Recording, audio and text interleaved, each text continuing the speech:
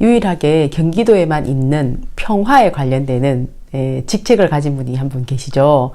이화영 평화도지사님인데요. 그분에 대한 뉴스 기사가 떴더라고요. 경향신문에. 그래서 제가 한번 쭉 살펴봤어요. 오늘 기사 중에서 경향신문에 난 기사인데요. 경기도에 유일하게 한 명 있죠. 평화도지사라고. 그만큼 평화에 대한 남북 문제에 대한 어떤 그런 그 비전 그리고 확고한 의지 그것이 보이는 장면이잖아요. 이재명 도지사님의.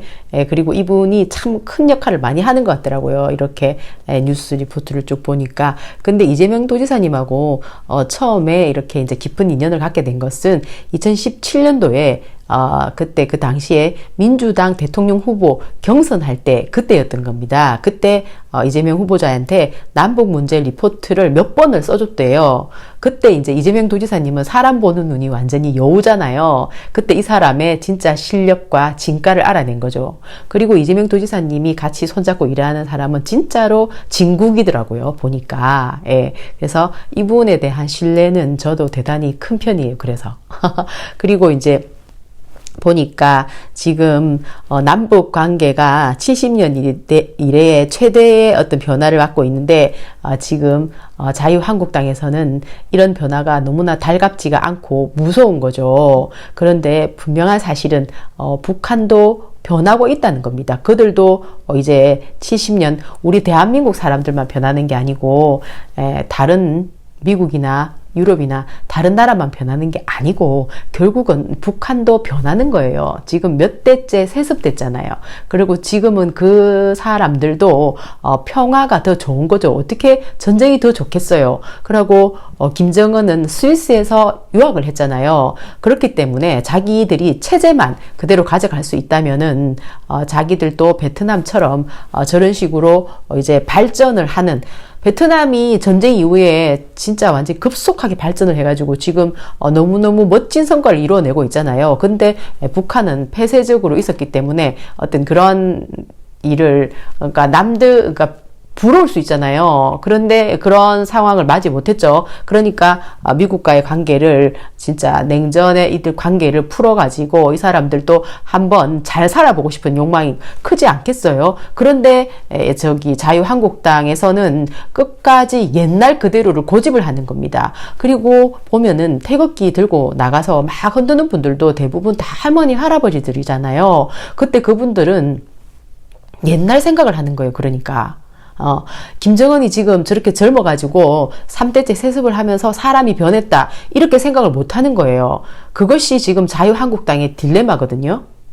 그런데 이 평화도지사 이분은 정말 자기가 몇 번을 북한을 갔는지 모르겠대요. 그렇게 많이 자주 갔답니다.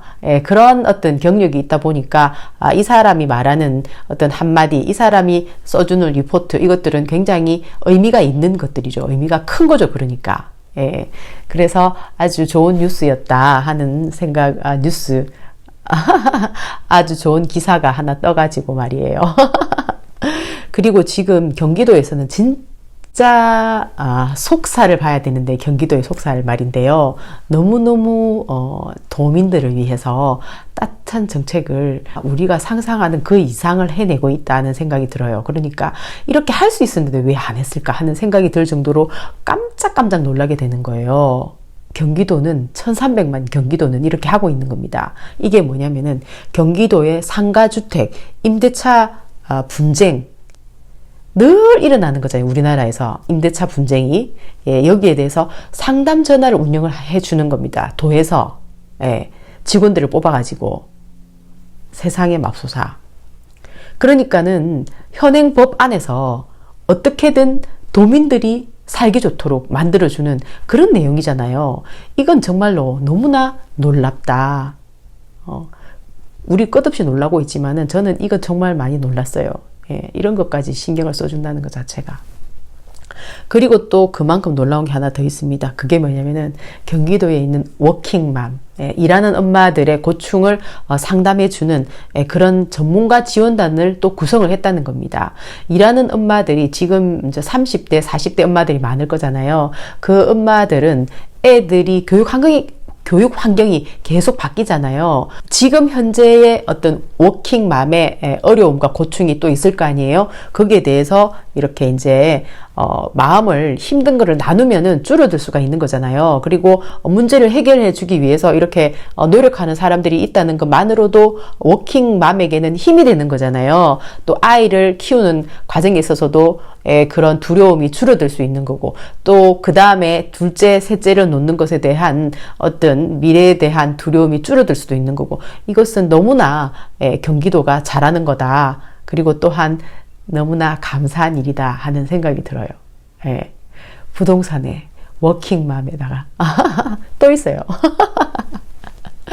제가 이렇게 뉴스를 계속 이제 찾아내서 이렇게 얘기를 해야 되겠다고 생각한 것은 구석구석에 그때그때 계속 일어나고 있거든요. 그런데 그때그때 얘기하고 발굴하지 않으면 기록으로 남지 않을 것 같아가지고 저도 찾는 거예요. 하나, 조그만 거 하나라도, 조그만 게 제가 볼 때는 굉장히 커 보이거든요. 조그매 보이지만 사실은, 그런데 혜택을 받는, 그 일 때문에 혜택을 받는 사람한테는 너무너무 큰 일이거든요, 그게. 예, 그래서 이것을 기록으로 남겨야 되겠다 하는 생각을 제가 했어요. 예. 또 하나는 경기도에 유망 전시회를 키워서 경제, 일자리 2마리 토끼를 잡겠다 이렇게 발표를 한 겁니다. 이게 뭐냐면은 전시회를 하다 보면은 왜 이제 이게 일과 연관될 수가 있잖아요. 비전 있는 일과. 그러니까 창의성과 함께 이 창의성이 이제 마음먹기에 따라서 어떤 행정을 수반을 해주게 되면은 이것이 일이 될 수가 있는 거잖아요. 그러면 또 이제 돈이 될 수가 있는 거니까 이것을 하도록 하겠다는 건데, 제가 볼 때는 이것도 결국은 전시회다 보니까 예술 관련되는 사람들에게 가장 큰 비전이 될 것 같아요. 이런 세세한 하나하나의 마음 씀씀이가 일어날 수 있다는 게 저는 신기해요. 그러니까 그것은 이런 것 같아요. 일을 하려는 사람의 의지, 그 의지의 문제다. 그러니까 대부분의 어떤 생각을 이재명 도지사님 같은 경우에는 진짜 완전히 꽂혀 있는 생각 그 자체가 경기도민의 삶이라는 겁니다. 그 정도 되면은 진짜 이렇게 할 수가 있는 거다 하는 생각이 드는 거예요. 그러니까 진짜 이재명 도지사님의 특징은 뭐냐면은 현행 법대로 원칙대로 할 수 있는 것을 하는 겁니다. 할 수 없는 것을 하겠다고 규범을 만들겠다, 법을 만들겠다, 자금이 없는데 자금을 뭐 억지로 땡겨오겠다, 뭐 이렇게 하니까 이런 이유로 저런 이유로 계속 안 되는 거잖아요. 예.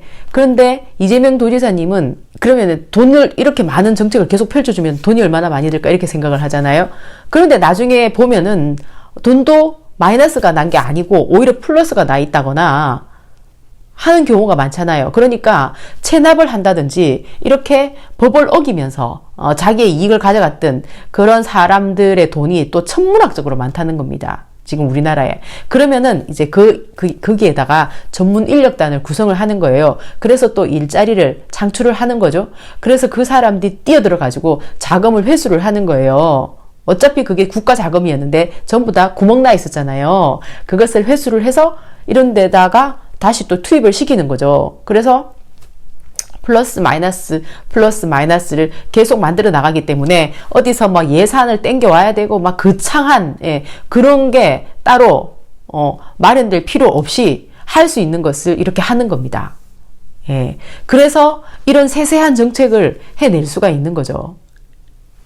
그러니까 지금 이제 좀 이렇게 딱 보면은 이제 태어나서 그 다음에 결혼하고 학교 가고 결혼하고 아이 놓고 그 다음에 이제 중년 장년 뭐 이런 사람들이 전부 다 골고루 혜택이 갈 수 있도록 여기저기 요소에 신경 쓴 그런 정책들이 지금 계속 나오고 있는 거잖아요. 거기다가 농어촌이라든지 중소기업이라든지 벤처기업이라든지 그 다음에 창의적인 일을 하는 사람들 정말 세세하게 정책을 펼쳐나가고 있다는 거죠.